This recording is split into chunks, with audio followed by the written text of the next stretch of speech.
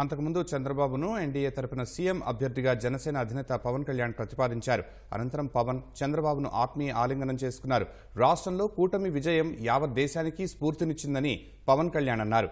ఇది కక్ష సాధింపులు, వ్యక్తిగత దూషణల సమయం కాదని, ప్రజల నమ్మకాన్ని నిలబెట్టుకుని రాష్ట్రాన్ని అభివృద్ధి పథంలో సమష్టిగా ముందుకు తీసుకువెళ్లాల్సిన అవసరం ఉందన్నారు. గతి తప్పిన రాష్ట్రానికి చంద్రబాబు నాయకత్వం, అనుభవం చాలా అవసరమని స్పష్టం చేశారు.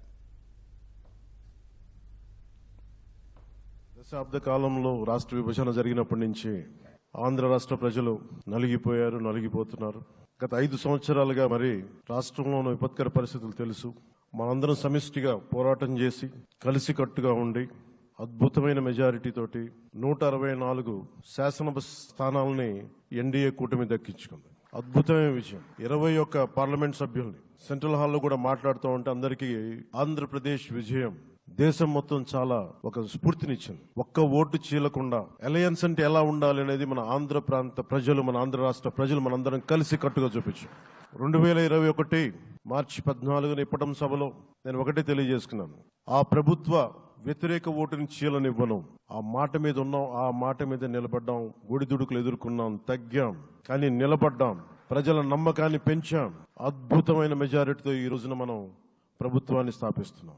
చాలా మాటలు ఇచ్చాం. ఇది కక్ష సాధింపులకి సమయం కాదు, ఇది వ్యక్తిగత దూషణలకి సమయం కాదు. ఇది 5 కోట్ల మంది పైగా ప్రజలు మన మీద నమ్మకాన్ని పెట్టుకున్నారు. మన మీద మనందరం ఉమ్మడిగా ఆంధ్రప్రదేశ్ ప్రజలు ఏ అభివృద్ధి అయితే కోరుకుంటున్నారో మనందరం సమిష్టిగా దీన్ని ముందుకు తీసుకెళ్లాలి, అభివృద్ధి పథంలో నడిపించాలి. విద్య, వైద్యం, ఉపాధి, సాగునీరు, తాగునీరు, లా అండ్ ఆర్డర్ ఇవన్నీ చెప్పొచ్చాం. మనం బలంగా నిలబడతామని ఉమ్మడి మేనిఫెస్టోలో చాలా మాటలు ఇచ్చాం. వాటన్నిటినీ బాధ్యతగా ముందుకు తీసుకెళ్లాల్సిన అవసరం ఉంది. ఛాలెంజింగ్ టైమ్స్ లో ఒక సుదీర్ఘమైన అనుభవం ఉన్న నాయకులు కావాలి. 4 దశాబ్దాల అనుభవం, అభివృద్ధి మీద అపారమైన అవగాహన, పెట్టుబడులను తెచ్చే సమర్థత, ప్రతిభ. విదేశాల్లో ఉండే నాయకుల్ని మలేషియా దగ్గర నుంచి, సింగపూర్ దగ్గర నుంచి, యూరోప్ దగ్గర, అమెరికా నుంచి ఆ దేశాల అధ్యక్షుల్ని తెలుగు రాష్ట్రాల వైపు దృష్టి మళ్లించేంత శక్తి, సమర్థత ఉన్న శ్రీ నారా చంద్రబాబు నాయుడు గారికి ఆయన నాయకత్వం చాలా అవసరం. ఆయన అనుభవం చాలా అవసరం. అలాంటి అపారమైన అనుభవం ఉన్న వ్యక్తిని, అనుభవం ఒకటే కాదు, ధైర్యశాలి. ఈ రోజుకి నాకు ఒకటే గుర్తుంటుంది. మన తాడేపల్లిగూడెం సభలో చెప్పాను. చాలా క్లేమోర్ మైన్స్ పేలిపోతే, జీప్ ఎగిరిపోయి కింద పడితే చొక్కా దులుపుకొని ఆయన మళ్ళీ వచ్చి రాజకీయం చేసిన వ్యక్తి. సైబరాబాద్ ఉంది అంటే అది శ్రీ చంద్రబాబు నాయుడు గారి దార్శనికత.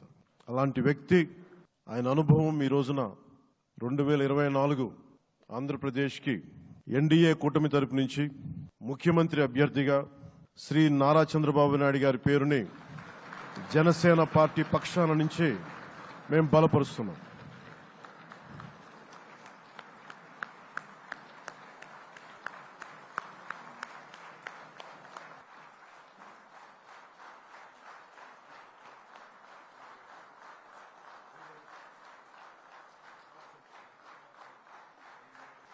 ఇది నేను ఆయన పక్కన పెట్టుకుని చెప్పాలి.